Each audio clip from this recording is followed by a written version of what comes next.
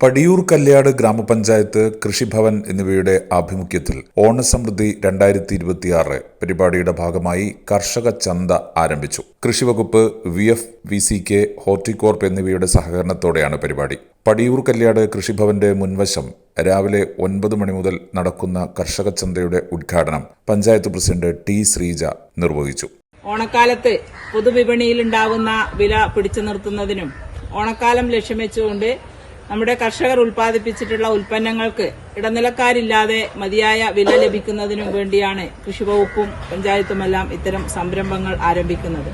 കർഷകൻ അവന്റെ ഉൽപ്പന്നത്തിന് 10% വില കൂട്ടി വാങ്ങുകയും അതോടൊപ്പം ഉപഭോക്താക്കൾക്ക് 30% വില വിൽക്കുക എന്നുള്ളതാണ് ഇതിന്റെ ലക്ഷ്യം.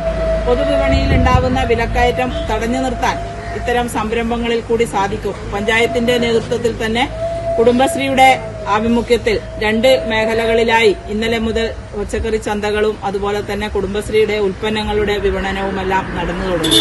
ഇന്നാണ് നമ്മുടെ കൃഷിഭവന്റെ നേതൃത്വത്തിൽ കൃഷിവകുപ്പും പഞ്ചായത്തും കൃഷിഭവനും എല്ലാം കൂടി ചേർന്നുകൊണ്ട് ഇത്തരത്തിലൊരു ചന്ത ഇവിടെ ആരംഭിച്ചിട്ടുള്ളത്.